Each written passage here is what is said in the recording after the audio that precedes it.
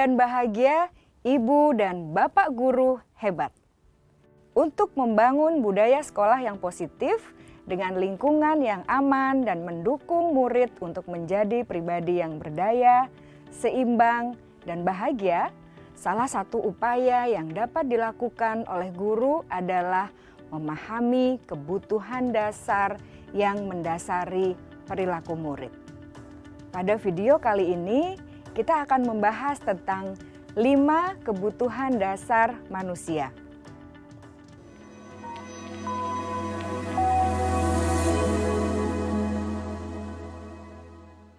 Ki Hajar Dewantara dalam salah satu kutipannya menyatakan, kita ambil contoh perbandingannya dengan hidup tumbuh-tumbuhan. Seorang petani dalam hakikatnya sama kewajibannya dengan seorang pendidik yang menanam padi misalnya. Hanya dapat menuntun tumbuhnya padi. Ia dapat memperbaiki kondisi tanah, memelihara tanaman padi, memberi pupuk dan air, membasmi ulat-ulat atau jamur-jamur yang mengganggu hidup tanaman padi, dan lain sebagainya. Ketika guru memahami kebutuhan apa yang mendasari perilaku murid, dan guru berusaha menuntun dan mendukung murid dalam memenuhi kebutuhannya secara positif, pada hakikatnya guru tersebut ibarat seorang petani yang sedang berusaha memahami kebutuhan masing-masing tanaman. Dan ia berusaha memenuhi kebutuhan tanaman tersebut agar dapat tumbuh dengan subur dan maksimal. Dr. William Glasser, seorang psikiater dari Amerika Serikat, menyatakan bahwa seluruh tindakan manusia memiliki tujuan tertentu, yaitu memenuhi kebutuhan dasarnya. Ketika kelima kebutuhan dasar telah terpenuhi secara memadai, maka murid akan tumbuh dengan seimbang dan bahagia. Sebaliknya, ketika kebutuhan dasar tidak terpenuhi dengan baik, maka seseorang akan mengalami emosi negatif seperti bosan, sedih, dan kecewa. Bahkan mereka dapat melakukan perbuatan yang bertentangan dengan nilai-nilai kebajikan atau melanggar peraturan.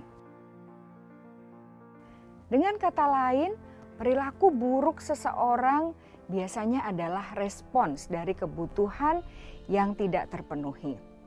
Namun, mereka tidak tahu cara untuk menyampaikannya.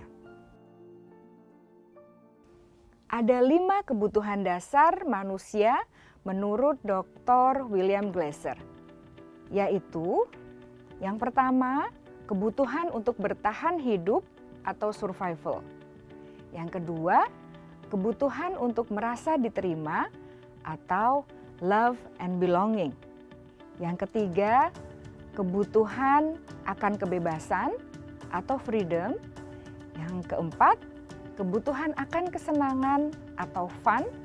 Dan yang kelima, kebutuhan akan penguasaan atau power.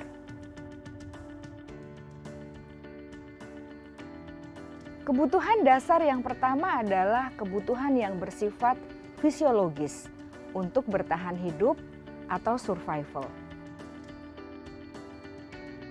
Misalnya, kesehatan, rumah, dan makanan. Kebutuhan biologis sebagai bagian dari proses reproduksi, termasuk kebutuhan untuk tetap bertahan hidup. Kebutuhan untuk merasa aman juga termasuk dalam kebutuhan ini.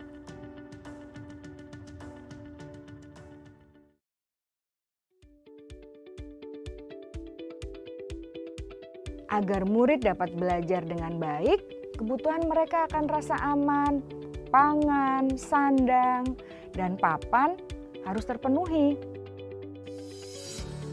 Bagaimana mungkin mereka dapat belajar dengan baik bila mereka datang ke sekolah dengan perut yang lapar atau bila rumah mereka kebanjiran?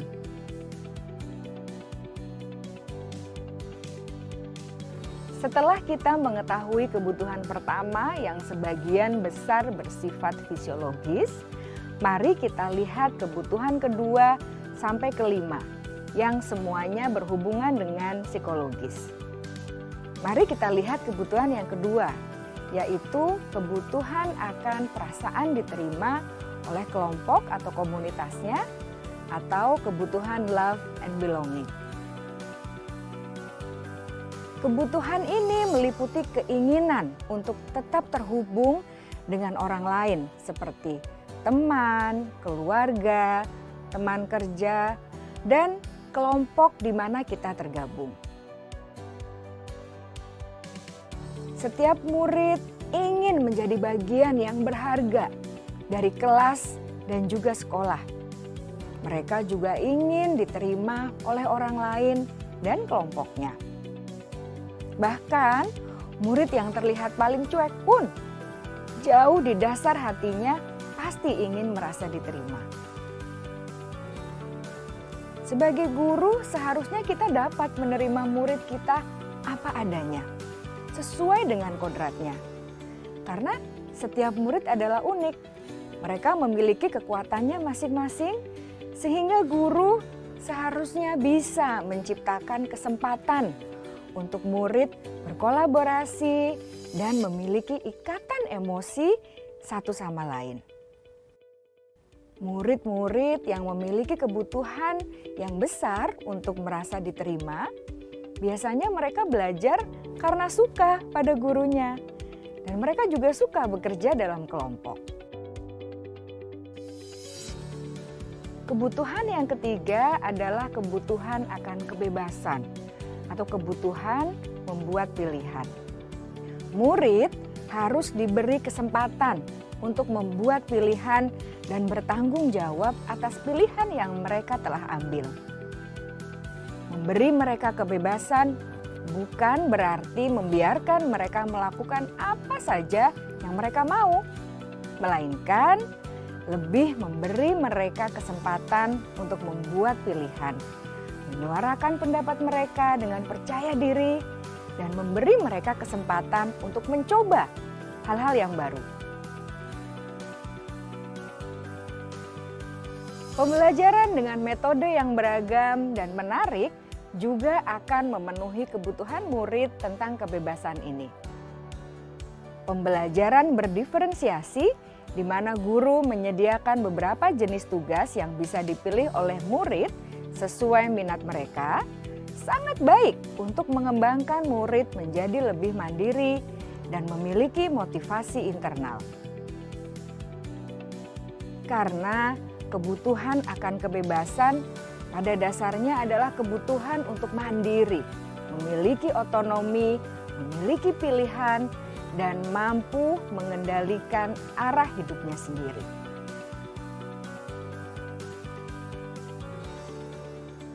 Kebutuhan yang keempat adalah kebutuhan akan kesenangan. Bayangkan Bapak Ibu, hidup tanpa rasa senang. Betapa menyedihkannya. Glasser menghubungkan kebutuhan akan kesenangan dengan belajar. Jangan sepelekan kebutuhan murid untuk merasa senang di kelas. Sebagai guru, jangan ragu-ragu untuk dengan sengaja memasukkan kegiatan yang menyenangkan dalam kelas. Murid-murid dengan kebutuhan dasar kesenangan yang tinggi ingin menikmati apa yang mereka lakukan. Mereka juga konsentrasi tinggi saat mengerjakan hal-hal yang disenangi.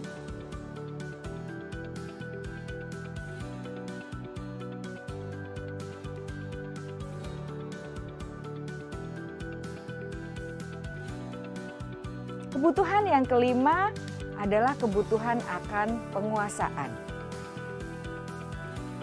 Setiap murid memiliki kebutuhan untuk merasa kompeten, menjadi terampil, diakui pencapaian dan keterampilannya, didengarkan, bisa membuat dampak dan pengaruh, dan memiliki rasa harga diri. Mereka sebaiknya diberi kesempatan untuk membuat keputusan tentang hal-hal yang penting dalam hidupnya dan tidak merasa dikontrol oleh sistem sekolah.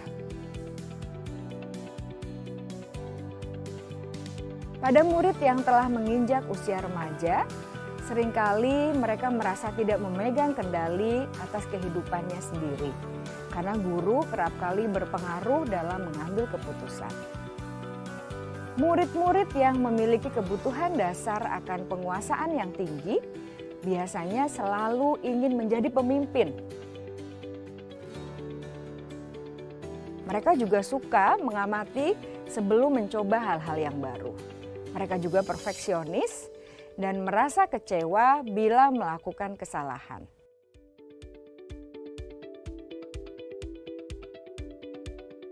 Ibu dan Bapak guru sangatlah penting bagi kita untuk mengetahui kebutuhan dasar murid-murid, agar kita memahami alasan di balik sikap dan tingkah laku mereka. Bila murid berperilaku buruk atau melanggar peraturan, sehingga tindakannya tidak sesuai dengan nilai-nilai kebajikan, maka guru harus mencari tahu alasan yang mendasari tindakan tersebut dan kebutuhan apa yang belum terpenuhi.